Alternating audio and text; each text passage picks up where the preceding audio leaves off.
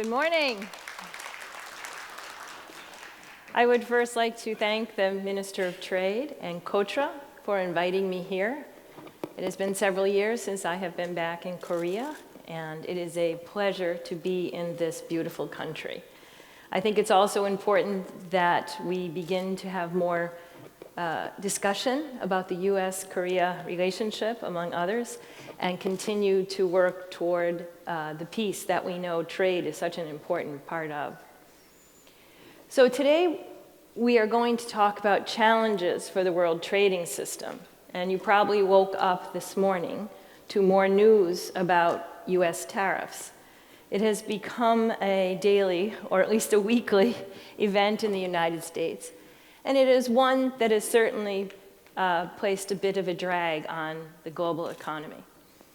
I know that many of you are on the front lines as investors and business people, and your role is so important in the global economy, particularly coming from the nation of Korea, Republic of Korea, because of the role that you play in particularly global value chains.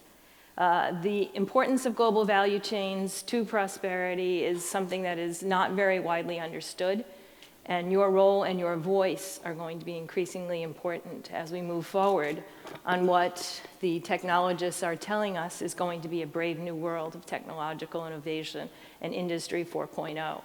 So your voice is important, and I hope that today my remarks will help to spur some conversation here at the conference, and I know you have 2 full days of many wonderful presentations where you'll be able to enjoy these types of conversations.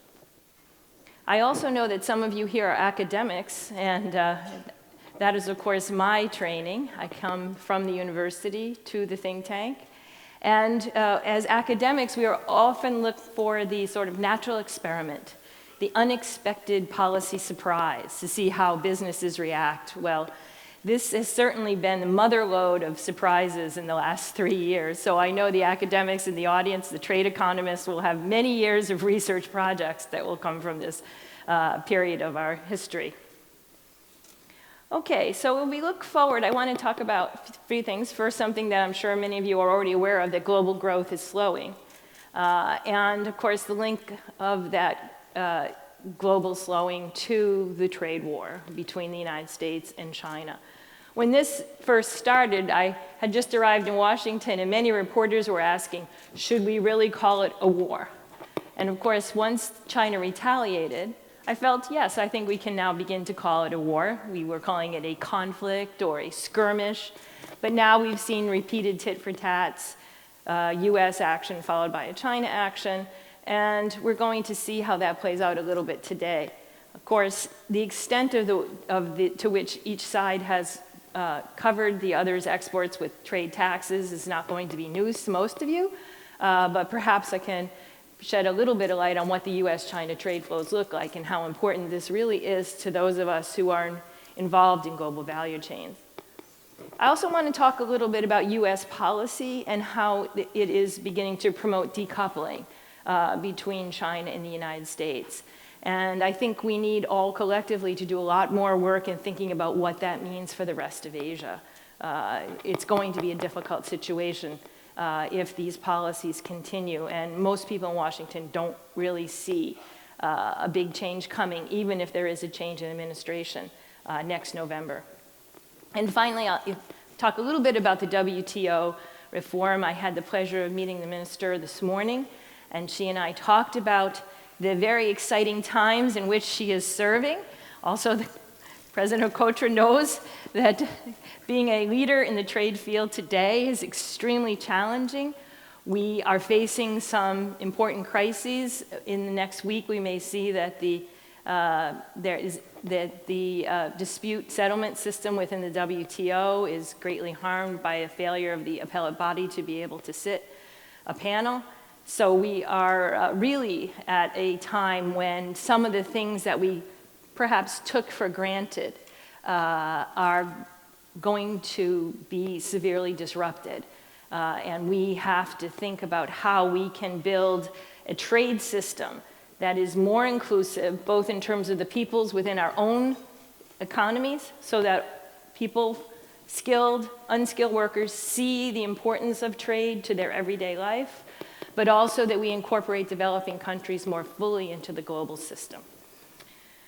Okay, so global growth is being dragged down by slowing investment and slowing exports. And this is just a quick look from the Global Outlook. I am now this year with the Peterson Institute for International Economics, a think tank in Washington. We do our own forecasts.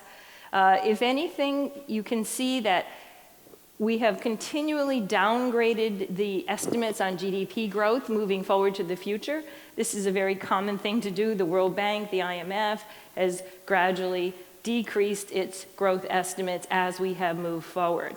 Even here on this slide, we might want to downgrade the prospects for Brazilian growth, for example. Everywhere we look, we see not only the decrease in economic activity or slowing of economic activity, but also great geopolitical question marks that make forecasting very difficult. An interesting aspect of the global economy, however, is that in many countries, unemployment remains very low. I believe that the United States and the Republic of Korea share the same official unemployment rate of 3%. And so this has muted a response to the policies which are tending to drag down the global economy. Slowing business investment is a widespread phenomenon across the world. So even though the economy has been growing steadily, exports and investments are weak amid slowing global demand. So every country is looking to revive demand, certainly China, the United States. We're having very active conversations about what policy tools will be available to the government, given how low interest rates already are, if we should face another downturn. And of course, slowing exports. I put some latest numbers here from the United States, the Republic of Korea. You say that fixed investment growth is down. And of course, it's down even more sharply in manufacturing sector. And export growth in both countries is down year on year from October 2018. Interestingly enough, while global growth in exports may be down on average about 5% this year, the slowdown in China's exports will be far less, closer to 2%. And China has maintained its share of global exports despite the US-China conflict.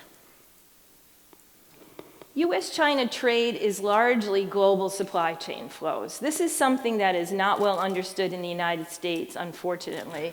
I think many Americans still think of this trade as the kinds of things we see in the retail shop.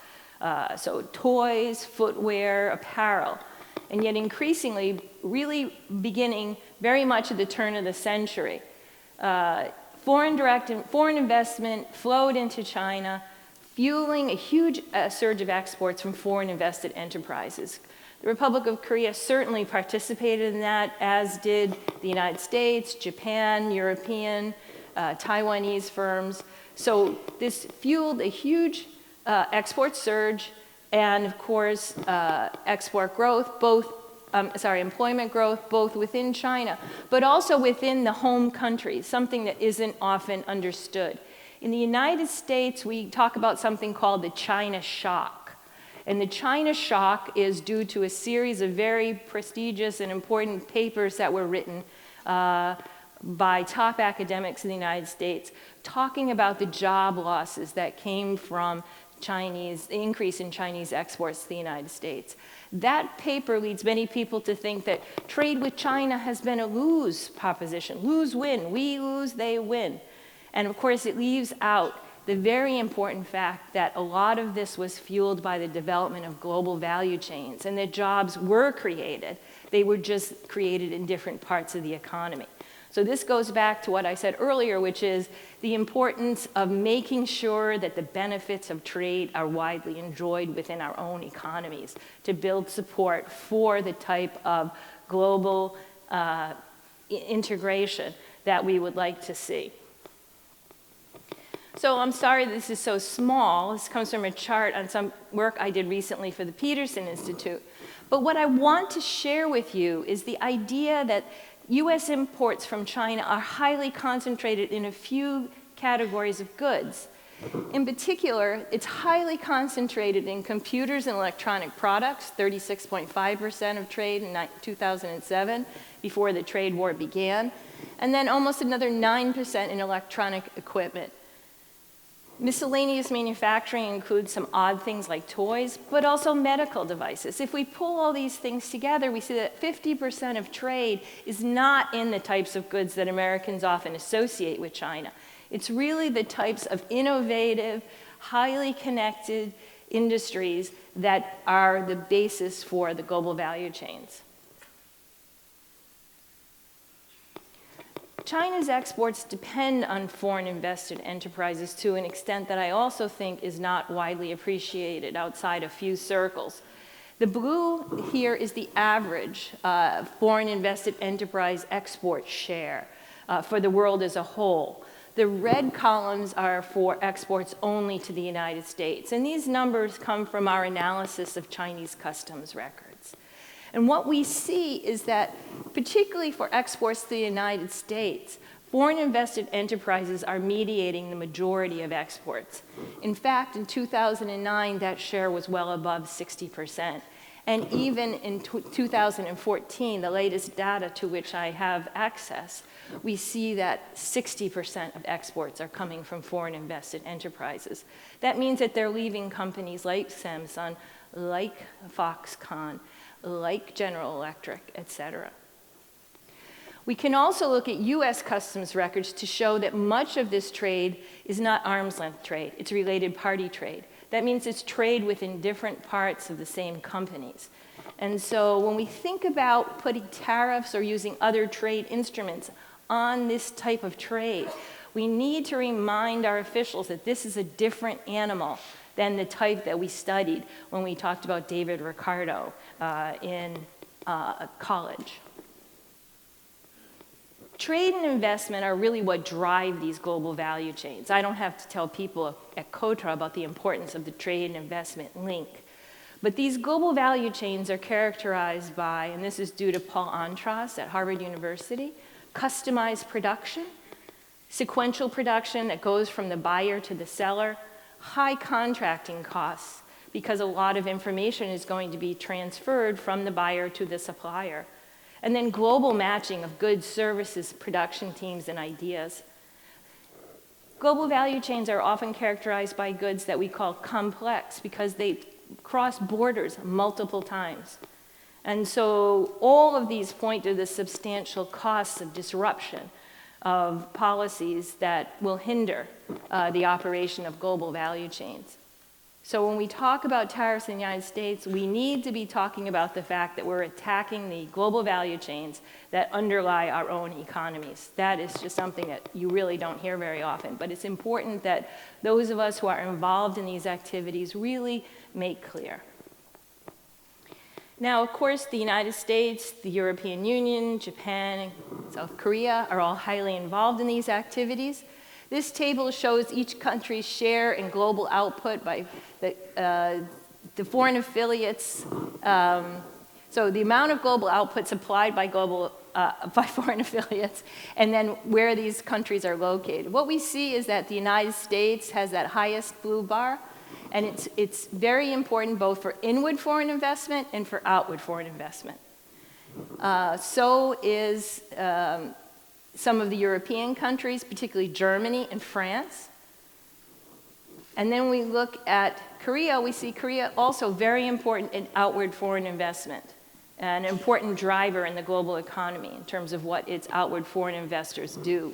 It's down here in the middle, and you can see that it's very important. We also see that countries are very important in terms of inward foreign investment, particularly the United States and China.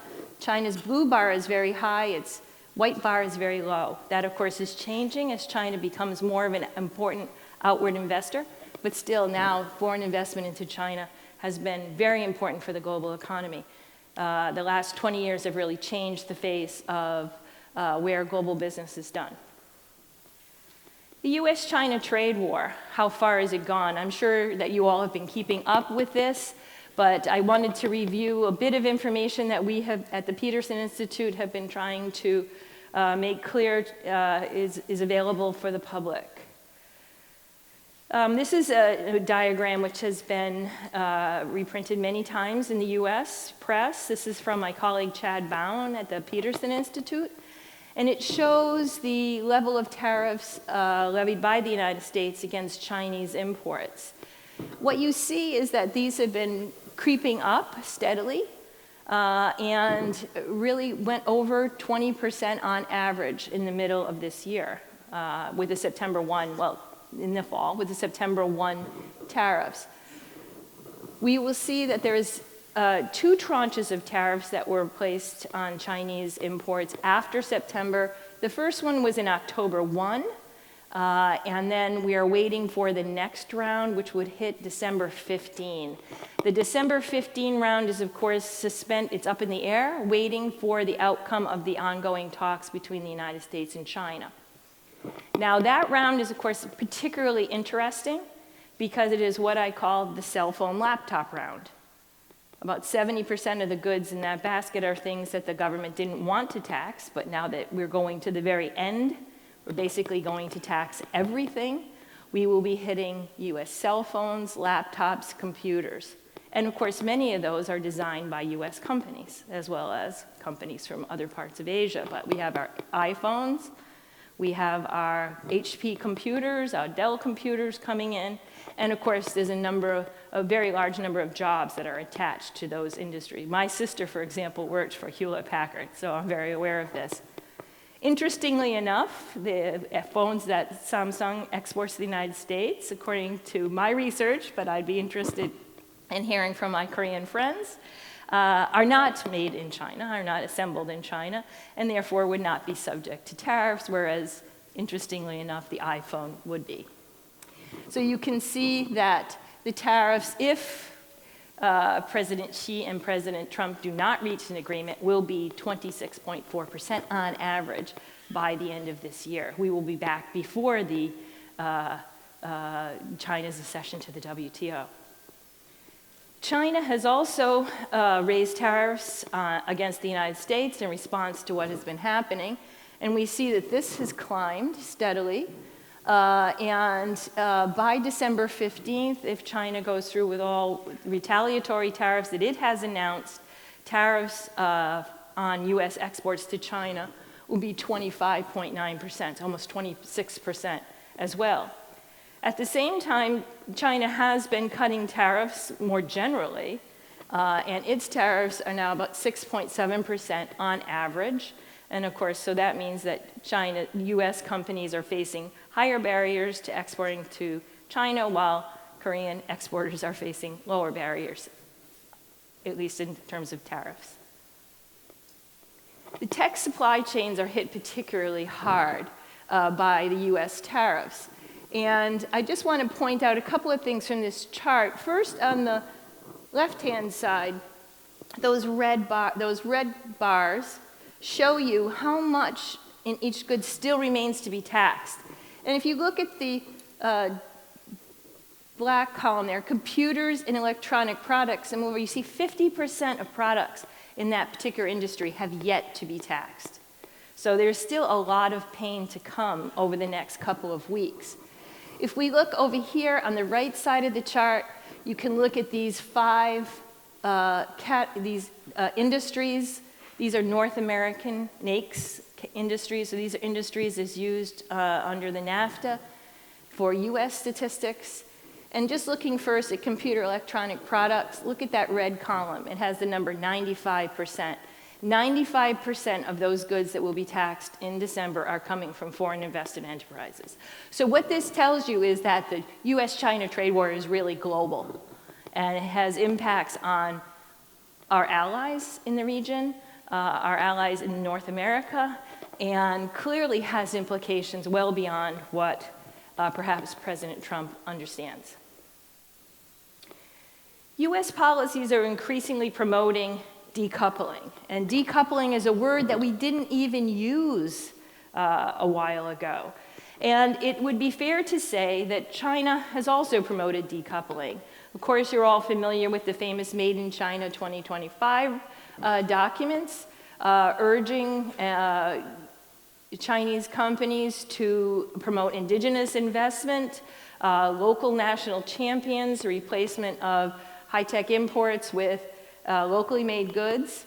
I believe that the Chinese government originally meant to look for industries that would be growing as opposed to necessarily supplanting those, but the other countries, its main trading partners, have not looked on this very well, particularly because associated documents outside of the main policies have promoted very high domestic market shares.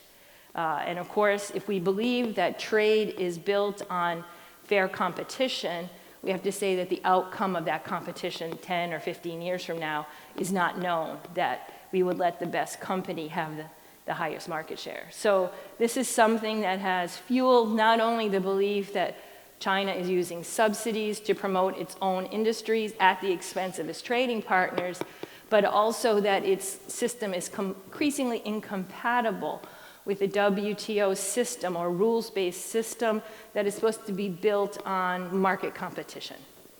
So those are the issues. And it is clear, I want to say, that China, in some sense, in this case, was the first mover.